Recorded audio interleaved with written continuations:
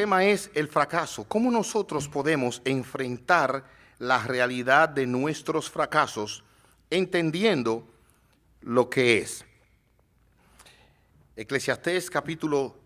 Lamentaciones capítulo 3 del 21 al 23 es el pasaje que vamos a estar viendo hoy. Y como les digo, es el mensaje número 1 y vamos a estar hablando sobre el fracaso de Israel. Voy a leer la palabra de Dios y luego vamos a entregarnos a orar suplicando la ayuda del Señor. Dice así la palabra del Señor: no obstante, aún me atrevo a tener esperanza cuando recuerdo lo siguiente. El fiel amor del Señor nunca se acaba. Sus misericordias jamás terminan. Grande es su fidelidad. Sus misericordias son nuevas cada mañana. Padre nuestro, ayúdanos. Ven y mira a tu siervo en su debilidad, en su necesidad, y concédele una fresca unción de tu espíritu. Todo lo que necesita para que tu palabra sea proclamada con urgencia, para que tu palabra llegue al corazón, para que tu palabra, el Espíritu la tome y la aplique a cada uno y salga cada uno de aquí entendiendo que lo que ha vivido o lo que está viviendo en tus manos no es otra cosa sino el principio de un camino maravilloso, exitoso, para la gloria tuya y el bien de muchos. Oh Señor, te lo rogamos por Jesucristo. Amén. Hay temas que usualmente nosotros tendemos a evitar, y es natural.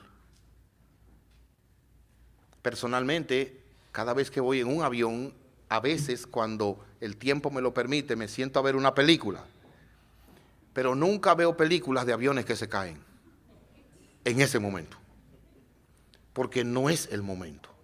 Así parece que no hay momento para hablar del fracaso. Y es un tema que no es atractivo. Y si alguien le dice, yo quiero que tú me hables de tus fracasos, usted va a reaccionar como, oye, espera, no sé si estoy seguro, por el efecto que eso produce. Sin embargo, nosotros debemos entender que hay una realidad común a toda persona, y es el fracaso. De hecho, escuche cómo John Maxwell lo pone al citar la revista Leadership. El aumento de los suicidios, alcoholismo e incluso algunas formas de quebrantamientos nerviosos es evidencia de que muchas personas se están preparando para el éxito cuando deberían estarse preparando para el fracaso. Fracasar es mucho más común que triunfar. La pobreza está más generalizada que la riqueza y la desilusión es más normal que los logros. Wow, para mí me pareció interesantísimo eso. De hecho, cuando nosotros vamos a la Biblia, nosotros encontramos aquí en la palabra de Dios el testimonio de personas como usted y como yo. Aunque se le llaman santos, no significa que vivieron en otra esfera, vivieron en este mundo. Y no solo vivieron en este mundo, sino que son personas que pasaron por fracasos. De hecho, le voy a decir algo que quizás le sorprende. El fracaso, de una u otra manera, está en todas las páginas de la Biblia. Imagínense qué tan importante es eso. Pero concédame, antes de seguir adelante con el tema, traerles una definición de fracaso. Y lo primero es, ¿qué no es? ¿Qué no es el fracaso? El fracaso, en primer lugar, no es algo que se puede evitar. En esta vida es seguro que todo el mundo en algún momento, en alguna área, va a fracasar. En segundo lugar, el fracaso no es un enemigo. Es una realidad que tenemos que aprender a enfrentar, pero puede ser un buen amigo porque puede ser un medio que Dios use para avanzarnos a algo mucho mejor, que de no haber sido por el fracaso, no lo hubiéramos recibido. En tercer lugar, el fracaso no es irreversible. O sea, no es verdad que una persona que fracasó va a vivir por el resto de su vida ahí. Hay algunos que sí lo hacen indebidamente. Y toda su vida la tienen en torno a ese fracaso, al grado tal que usted lo conoce y no pasan 15 minutos cuando ya le está contando de su fracaso. Tú me ves así, pero yo una vez y yo tuve, pero esa persona ni lo conoce, ni le interesa, pero ya eso está tan llenando su corazón que seguido le sale. Pero no es irreversible. En cuarto lugar, el fracaso no es una marca permanente. Puede ser algo bueno. Y en quinto lugar, no es el final. El fracaso no es el final. De hecho, el fracaso puede ser el principio de muchas cosas maravillosas en las manos de Dios. Alguien ha dicho, el fracaso es falta de éxito en algo. Es decir, usted tenía una meta, usted tenía un plan y eso para usted era el éxito. No lo alcancé, entonces entiendo que fracasé. Y eso puede ser a todos los niveles, a nivel personal, a nivel profesional. Es decir, hay jóvenes que comienzan con una cosa en su mente para estudiar algo, no lo pueden hacer y eso los marca. O algo interviene en su vida, un embarazo indeseado, un matrimonio forzado, póngale el nombre que quiera y eso hace que fracasé en esa meta que yo me había propuesto. También en el matrimonio, encontré una persona, nos iba bien, pero de repente algo pasó aquí o allá, fracasé en esa área de mi vida. Otros pueden que sientan la culpa por su propio pecado, de verdad, cometieron un pecado grave y como consecuencia de eso están marcados.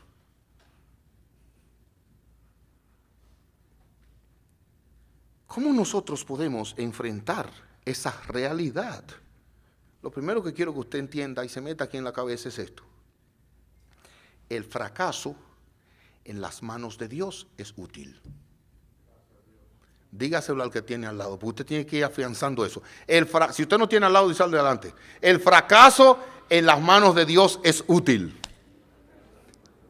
Oye bien, métase eso en su cabeza. El fracaso en las manos de Dios es útil. La Biblia nos enseña, y lo voy a decir rápido, porque son muchos, y no voy a decir todas las citas, pero escúcheme bien. Que Adán y Eva fracasaron, Caín y Abel fracasaron, Noé y sus hijos fracasaron, Abraham y Sara fracasaron, Lot y sus hijas fracasaron, Jacob y Esaú fracasaron, José y sus hermanos fracasaron, Nadab y Abiú fracasaron, Aarón y Miriam fracasaron, Israel y Canaán fracasaron, Moisés fracasó en un momento, Aarón, Miriam, Israel y Canaán, Samuel y sus hijos, David y Betsabé, Salomón y su harén fracasaron. Y en el Nuevo Testamento encontramos a los apóstoles que también fracasaron. Y la lista sigue, incluyendo el nombre suyo en algún lugar. Y el mío, por supuesto. Eso es verdad. Ahora, lo que yo quiero que veamos a partir de hoy es, en la vida de estos hombres de Dios, cómo se manifestó el fracaso en algún área de su vida y de qué manera eso fue un instrumento para hacerlos más útiles. Cómo fue algo bueno. Y hoy vamos a comenzar con Israel, el pueblo de Israel. Y vamos a ver tres cosas con la ayuda de Dios. El favor de Dios con Israel, el fracaso de Israel y finalmente la fidelidad de Dios para con Israel. ¿Y por qué Israel? Bueno, porque Israel es el pueblo de Dios y la iglesia es el pueblo de Dios. Y así como los israelitas caminaron con Dios, los cristianos hoy caminan con Dios. Entonces hay un paralelo entre Israel y nosotros. Comenzamos de forma general. El favor de Dios hacia Israel. Cuando vemos el pasaje de Lamentaciones 3, 21 al 23, aquí Jeremías, el profeta, que es que está escribiendo, llamado también el profeta llorón porque sufrió, alguien decía que tenía el corazón de mujer porque lloraba mucho. Pero él es quien escribe, y vamos a hablar un poquito de él más adelante si Dios lo permite. Pero cuando él escribe en este texto, él dice, no obstante, a pesar ¿de qué nos está hablando este siervo de Dios? Bueno, hermanos, él estaba pasando un tiempo de necesidad. Y en Lamentaciones capítulo 3, él habla de cómo interpretó el sufrimiento en que vivía. Él era fiel a Dios, pero estaba ministrando a un pueblo y su ministerio con ese pueblo, oiga bien que lo vamos a ver más adelante, fracasó. Porque él le habló y Dios le dijo, tú le vas a hablar pero no te van a oír. Es como cuando los padres van a hablar con los hijos y ya ellos saben que los hijos le van a dar un argumento. Yo no sé de los suyos, pero yo conozco unos hijos por ahí que no importa lo que usted le diga, tienen siempre menudo para devolver. Bueno, pues eso fue ese pueblo. Y dice que este hombre estaba pasando un tiempo de dificultad. Mira el versículo 14 de Lamentaciones 3. Él escribe 2 libros, Jeremías y Lamentaciones. El versículo 14 dice: mi propio pueblo se ríe de mí. Todo el día repiten sus canciones burlonas. Él estaba sufriendo. Él me llenó de amargura, me dio a beber una copa amarga de dolor, me hizo masticar piedras, me revolcó en el polvo, me arrebató la paz. Ya no recuerdo qué es la prosperidad. Yo exclamo, mi esplendor ha desaparecido, se perdió todo lo que yo esperaba del Señor. O sea, este hombre estaba sufriendo. ¿Por qué? Porque el pueblo al que él estaba ministrando había fracasado, había actuado muy mal delante de Dios. Pero él no se quedó ahí, sino que él recordó quién es este pueblo. Y lo primero que quiero compartir con ustedes es esto. Dios tuvo favor para con los israelitas. Pero escuche cómo lo dice la palabra de Dios. ¿Por qué Dios escogió a Israel por su pueblo? ¿Por qué? Deuteronomio 7, del 7 al 9 responde y dice: el Señor no te dio su amor, ni te eligió porque eras una nación más numerosa que las otras naciones, pues tú eras la más pequeña de todas. En otras palabras, Israel, si usted ve en el mapa mundial, es un país pequeñito.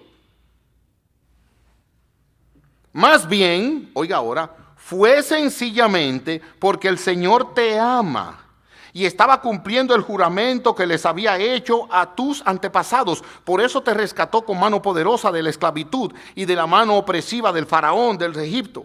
Reconoce, por lo tanto, que el Señor tu Dios es verdaderamente Dios. Él es Dios fiel, quien cumple su pacto, oiga esa palabra pacto como un matrimonio, por 1000 generaciones, derrama su amor inagotable sobre quienes lo aman y obedecen sus mandatos. En otras palabras, Dios escogió a Israel porque le amó.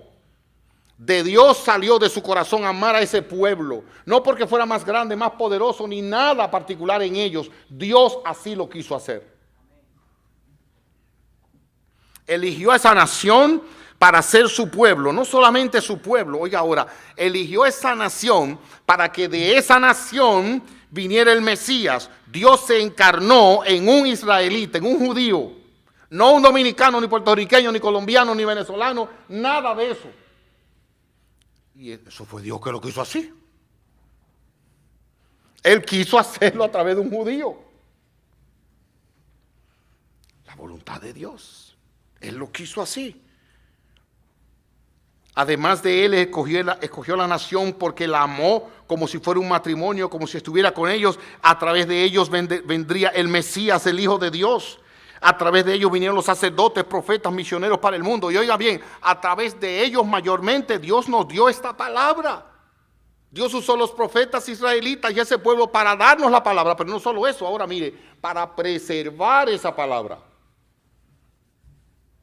Dios no cambia y su palabra no cambia. Dios no es como algunas amas de casa que viven cambiando el orden de los muebles y de la cama y todo el tiempo. No sé si eso pasa en su casa, pero una vez yo conozco una familia que eso era todo el tiempo. El marido casi se cae un día. ¿Por qué? Porque se va a acostar. No, la cama no está aquí, ahora está de este lado. Dios no camina así. Dios toma y Él no cambia. Y su palabra es la misma.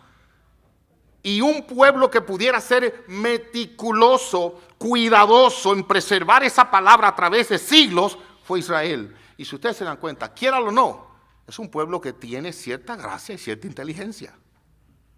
Dios ha favorecido a esa nación.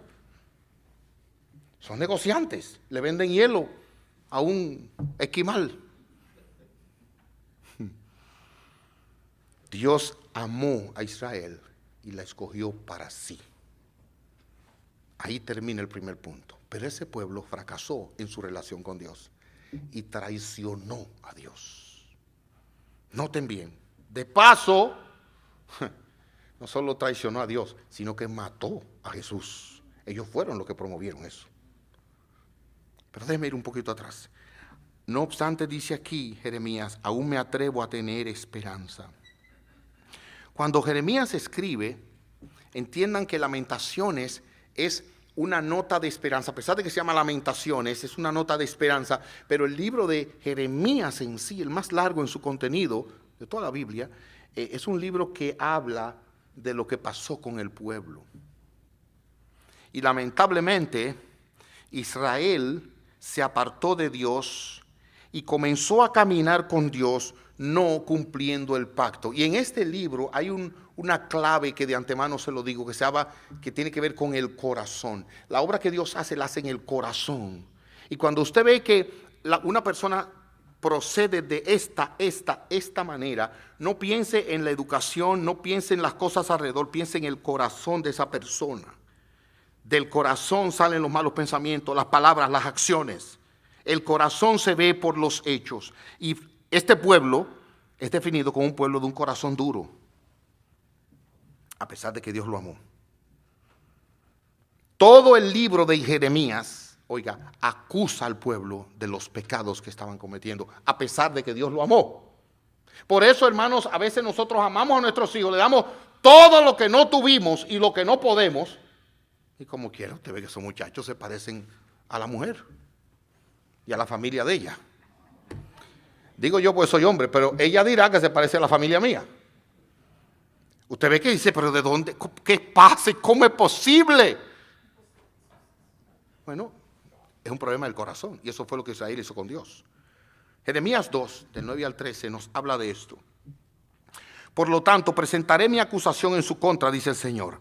Aún presentaré cargos contra los hijos de sus hijos en los años venideros. Vayan al occidente, miren a la tierra de Chipre, vayan al oriente, busquen la tierra de Cedar.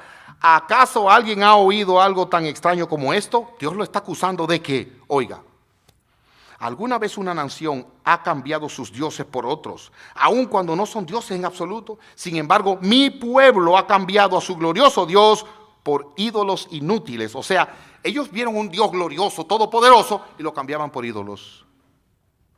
Los cielos están espantados ante semejante cosa y retroceden horrorizados y consternados, dice el Señor. Pues mi pueblo ha cometido dos males. Me ha abandonado a mí, la fuente de agua viva, y ahora oigan, y ha acabado para sí cisternas rotas que jamás pueden retener el agua. En otras palabras, abandonaron a Dios, su proveedor, su sustentador, aquel que le amó, y comenzaron a buscarse otras maneras de hallar satisfacción en esta vida. Una cisterna que no contiene el agua, que la bota. Medios humanos que no satisfacen el alma. Ellos fueron como una mujer ramera. Miren cómo Dios lo ilustra. Escuchen esto, para mí esto es impresionante. Capítulo 2, versículos 23-24. Oigan cómo Dios le llama a su pueblo. Hace tiempo rompí el yugo que te oprimía y arranqué las cadenas de tu esclavitud, pero aún dijiste así. O sea, Dios lo liberó. Y el cuadro es este. Una mujer ramera está sujeta a una esclavitud en el burdel donde trabaja o donde la obligan, y Dios viene, la liberta, se la trae, le da de todo, la pone en un palacio, le bendice desde ahora y para siempre, y esa mujer actúa como voy a leer aquí. No te serviré sobre cada colina y debajo de todo árbol frondoso. Oiga, te has prostituido inclinándote ante ídolos. ¡Wow! ¡Qué figura! Una mujer que debajo de cualquier árbol se mete con cualquiera que pasa por ahí. Tú dices, eso no es cierto. No he rendido culto a las imágenes de Baal. Pero ¿cómo puedes decir semejante cosa? Ve y mira lo que hay en cualquier valle de la tierra. Reconoce los espantosos pecados que has cometido. Eres como una... Oye, hermanos, esto para mí fue impresionante. Oiga como Dios le dice al pueblo. Eres como una camella inquieta buscando un macho con desesperación. Versículo 24. Esas son palabras muy fuertes. Eres como una burra salvaje, olfateando el viento en época de apareamiento. ¿Quién puede contenerla de su celo? Los que la desean no necesitan buscar demasiado, porque es ella quien corre hacia ellos. Para mí son palabras muy fuertes. Y eso hizo el pueblo al que Dios amó. Se prostituyó, se corrompió de esa manera. Además de eso, fue un pecado repetido y generalizado. En el capítulo 25, escuche cómo habla aquí Jeremías, durante los últimos 23 años, escuchen, desde el año 13 del reinado de Josías, hijo de Amón, rey de Judá, hasta ahora, el Señor me ha estado dando sus mensajes. Yo se los he comunicado con toda fidelidad, pero ustedes no han querido escuchar. Oigan, es como cuando los padres le decimos a los hijos 1, 2, 3, 4, 5, 6, 1000 veces y no oyen.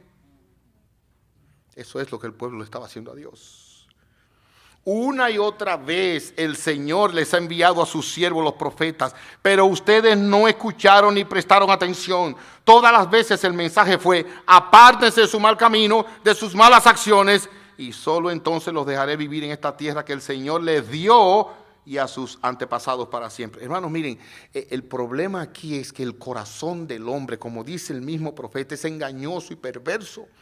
Y la manera en que el corazón a veces escoge el pecado es insensata, es una locura. Solo Dios lo puede cambiar. Y usted quiere ver a sus hijos caminando como deben andar, tráigalo a Dios y clame a Dios mañana, tarde y noche para que Dios cambie su corazón. Porque no importa la buena educación, no importa el dinero que le dé, no importa los regalos que le dé, si el corazón no cambia, todo lo echarán a perder y vivirán como cualquiera.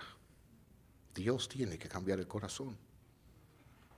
Y ese testimonio da a Israel en un pecado amplio, profundo, y eso es lo que dice aquí el profeta en el capítulo 17, versículo 9. Engañoso es el corazón más que todas las cosas y perverso. ¿Quién lo conocerá? Dios. Dios. ¿Usted quiere que su matrimonio se componga? Dios. No, pastor, pero nosotros vamos a la iglesia. De hecho, nos casamos en la iglesia. Nada de eso importa. Este pueblo era el pueblo de Dios. ¿Y ellos qué hacían? Por un lado tenían un altar donde podían adorar a Dios, pero por otro lado se iban debajo de los árboles y cometían actos de fornicación espiritual.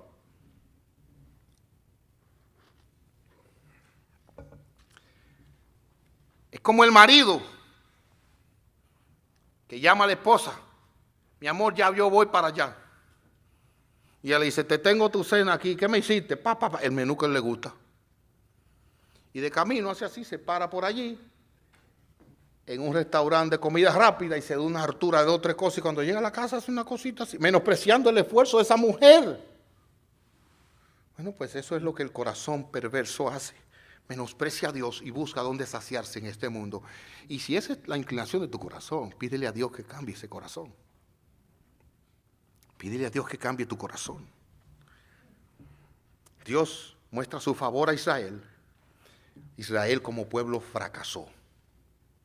Con el tiempo, de entre ellos vino el Mesías y los rechazaron hasta el día de hoy. Hasta el día de hoy, muchos israelitas rechazan y dicen: Jesús no es el Mesías esperado. Y por ellos los romanos lo mataron. Ese pueblo, hoy ahora, sigue siendo amado por Dios. ¿Lo podemos entender? Claro que no. Pero eso no cambia el hecho de que Dios es fiel para con ellos. Y eso es lo tercero que voy a ver. Miren el pasaje.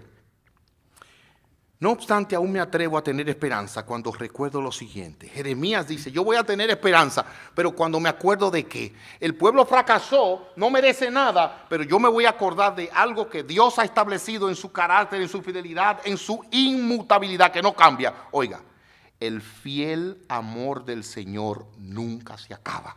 Aleluya. El fiel amor del Señor nunca se acaba. El amor matrimonial sí se acaba a veces, desgraciadamente. Y lo voy a decir duro: el amor filial a veces se acaba. Hay hermanos que terminan odiándose. Caín mató a su hermano Abel. Aún el amor entre padre e hijos a veces se acaba, y los hijos terminan actuando de una manera como si sus padres fueran cualquier persona y no le hayan dado todo lo que le dieron, desgraciadamente. Ese fue el espíritu del hijo pródigo. Le dijo a su papá como si se hubiera muerto: dame mi herencia y me voy. Y allá derrochó todo. Óigame bien ahora. Pero el amor de Dios nunca cambia. Y metas eso en la cabeza. Mi Padre me ama a pesar de mí, para siempre, porque con amor eterno te he amado, dice Dios. Eso para mí es maravilloso. No se acaba. Ahora mire, sus misericordias jamás terminan. Grande es su fidelidad, sus misericordias son nuevas cada mañana. Aquí 3 palabras que usted tiene que guardar. El amor del Señor nunca se acaba. Sus misericordias jamás terminan. y sus misericordias son nuevas cada mañana. Su amor nunca acaba, sus misericordias jamás terminan y son nuevas cada mañana. ¿Saben cómo lo podemos poner? En Dios hay un banco de amor, de bondad, de misericordia, de trato favorable hacia los suyos. ¿Saben qué? Un banco que no se agota.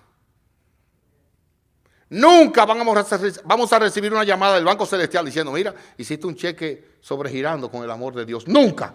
El amor de Él no se acaba, es continuo, nada lo cambia. Ahora, hay algo aquí que dice otra versión. Por las misericordias del Señor no hemos sido consumidas. No hemos sido consumidos. Y eso significa que Israel merecía ser consumida por su pecado, por su rebelión, pero Dios no lo consumió. Ahí está Israel todavía.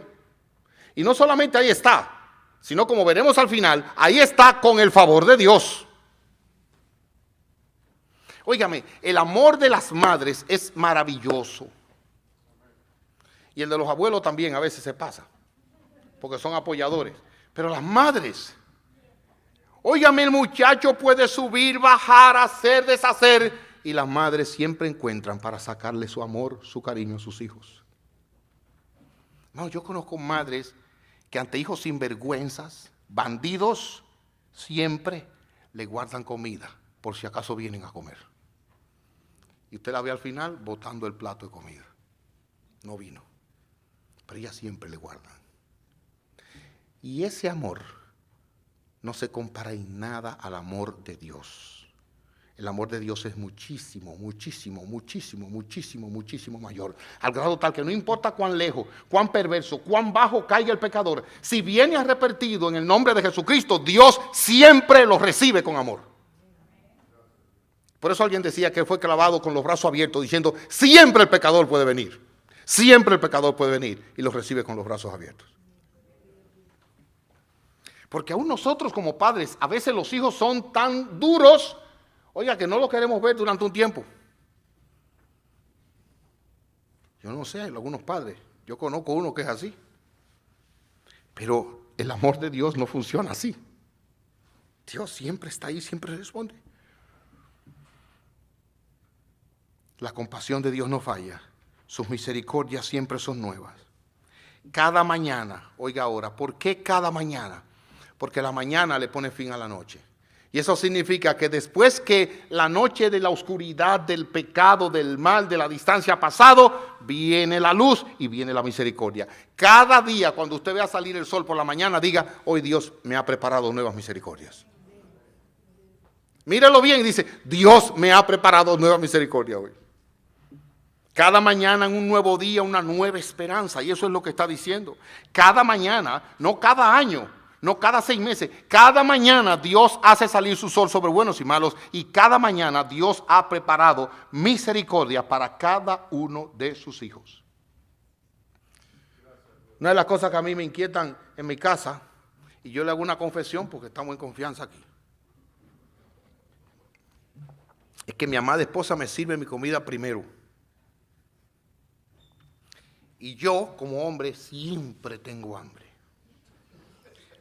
Pero oiga ahora, como me he propuesto esperarla, ella le sirve a cada uno su comida.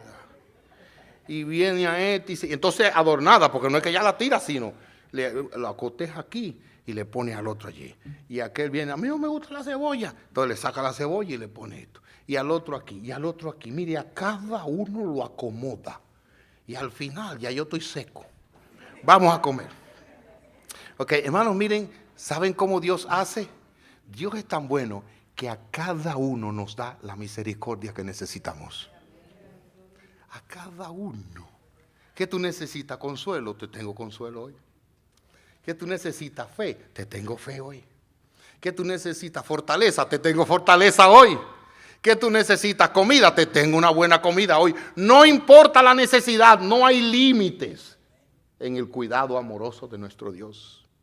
Nuevas son cada mañana su misericordia. Ahora, si eso se lo dice Dios a un pueblo bueno, obediente, trabajador, fiel, no recuerden a un pueblo que se ha portado como una prostituta y una ramera, porque los favores de Dios no dependen de nosotros y de donde hayamos caído, dependen de Él y cómo es Él fiel para con los suyos. Usted se fija, a veces nosotros nos confundimos y pensamos que Dios es hombre. Nosotros somos según la persona responde. Se me rió, me río. Estoy contento, me contento. Dios no funciona, Él no cambia y sus misericordias son nuevas cada mañana, aunque en la noche no hayamos andado bien. Un nuevo perdón para todos mis pecados, nuevas fuerzas para seguir siendo fiel. Hermanos, ese es el Dios que nosotros tenemos. Y cuando hayamos fracasado, recordemos el Dios que da nuevas misericordias cada mañana a pesar de nuestro fracaso, por encima de nuestro fracaso. Permítame compartir algunas palabras de aplicación. En primer lugar, he aquí los pecados que el pueblo cometió. Pablo los resume en 5. Wow, yo me veo como tan ahí. Yo mismo, óigalo, los 5. En 1 Corintios 16, 7, 8, 9 y 10. Lo voy a buscar mejor aquí para leerlo. Y luego se lo voy a desglosar. 1 Corintios, capítulo 10. Leo los versículos que van del 6 en adelante. Dice: estas cosas sucedieron como una advertencia para nosotros, a fin de que no codiciemos lo malo como hicieron ellos. O sea, Pablo está aplicando a Israel y lo que ellos pasaron a nosotros como iglesia. Ni rindamos culto a los ídolos como hicieron algunos de ellos. Como dicen las Escrituras, el pueblo celebró con abundante comida y bebida y se entregó a diversiones paganas.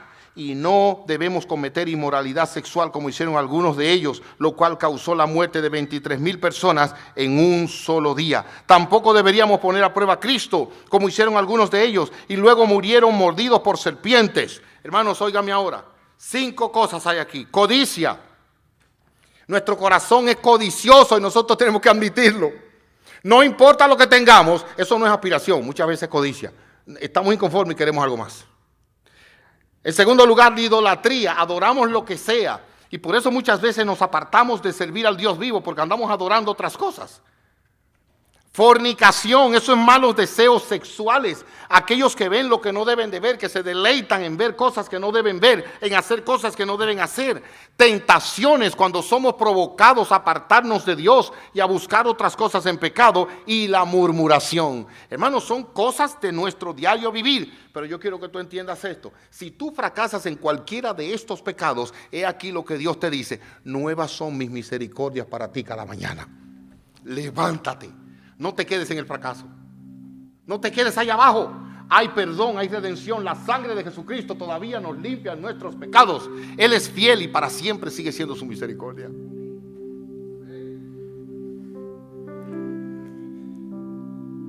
Nosotros somos un pueblo que fracasa. Y mire, usted tiene que admitirlo. ¿Saben que una bendición grande para nosotros es admitir el fracaso? Wow, usted da un avance cuando usted dice: oye, fracasé, lo hice mal. Hay personas que no lo admiten, ¿eh? Y dice la Biblia que, óigame bien, al necio, aunque lo machaquen en un mortero, no se aparta de él su necedad. Y dice que hay personas que son como el perro, que vomita y entonces va y se come el vómito. Cuando repiten su necedad, porque son gente que, óigame bien, vuelven y vuelven y vuelven y vuelven y vuelven a hacer lo mismo. Y mire, muchos de nosotros estamos haciendo lo mismo de hace años a pesar de la bondad de Dios. Son como el cerdo, se lo voy a poner más suave porque yo sé que vamos a comer y no quiero que se queden con esa imagen. Pero ¿sabe cómo es el cerdo? Lo bañan y el cerdo bañadito, perfumado, desde que lo sueltan vuelve al lodo. Porque hay que le gusta. Mire, ese es el corazón de nosotros. Dios tenga misericordia de nosotros. Por eso sufrimos tanto.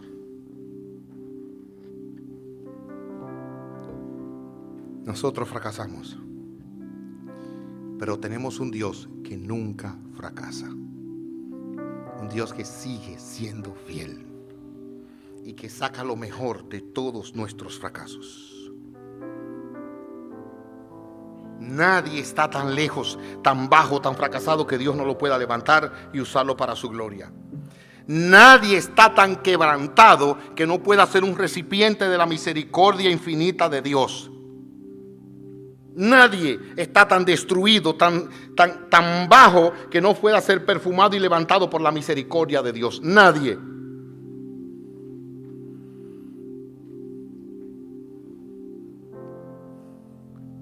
Israel como pueblo, oiga bien, a pesar de eso, todavía sigue siendo amado por Dios. Todavía. Y leí recientemente, mientras me preparaba para esto, un periódico que decía que hay 3 razones por la cual Israel, que no ha dejado de tener guerra nunca, ¿por qué no ha sido derrotado? Es un paísito chiquitico. ¿Por qué no ha sido derrotado, rodeado de enemigos? 3 razones da ese artículo. La primera, porque tiene un ejército bien equipado. Los armamentos de Israel, de alta tecnología, le mandan un misil y ellos tienen otro que lo destruye allá en el aire, lo detecta. Además de eso, son bien entrenados sus soldados. Ellos dan entrenamiento militar a otros países. ¿De dónde sacan tanta sabiduría? En segundo lugar, alguien dice, Israel no ha sido derrotado no solo por el armamento que tiene bien equipado, sino también por el apoyo de los Estados Unidos, que es un país muy grande con muchos recursos. Es posible, son amigos. Pero a mí me fascina la tercera razón. ¿Por qué Israel no ha sido derrotado? Por el Dios que los ha amado, que es el Dios invencible. ¿Tú sabes por qué tú y yo no estamos perdidos en el fango y olvidados? Por el Dios que nos ha amado. No es porque nosotros seamos mejores que nadie. El Dios que nos ha amado. El Dios que nos ha amado. ¿Recuerdas personas en tu niñez, en tu juventud, que cogieron un camino de maldición y hoy están, si están vivos, están en peores circunstancias? Tú estás aquí porque Dios te ha amado. No porque tú no hayas fracasado. No, es porque Él, a pesar de ese fracaso, te amó y te levantó. Alaba a Dios por eso. Toma tu fracaso en el día de hoy y tráelo a los pies del Señor. Señor, con toda honestidad, en esta área de mi vida yo entiendo que he fracasado. Y yo te suplico que tomes ese fracaso para que me ayudes a levantarme y que tu nombre sea exaltado. Eso fue lo que pasó con Israel. ¿Sabes qué fue? Que ellos fracasaron y ante el fracaso Jeremías dice, yo no voy a quedarme en estas cosas, yo no voy a mirar esto, una cosa voy a hacer, voy a recordar, nuevas son la misericordia de Dios cada mañana, y que el nombre de Dios sea exaltado en mi fracaso. Que se vea que Dios perdona, porque me ha perdonado a mí. Que se vea que Dios restaura, porque me ha restaurado a mí. Que se vea que Dios sostiene al pecador, porque me ha sostenido a mí. Que se vea que Dios es un Dios que da fortaleza y consuelo, porque me la ha dado a mí, a pesar de quien yo soy. A Agustín le preguntaron si él creía en los milagros de Dios. Y él dijo, claro que creo en los milagros de Dios. Creo que Dios tiene y ha hecho y hace milagros grandes y milagros pequeños. ¿Cómo milagros pequeños? ¿Y cuáles son los milagros pequeños? Dice, bueno, multiplicar panes y peces, resucitar a Lázaro, caminar sobre las aguas.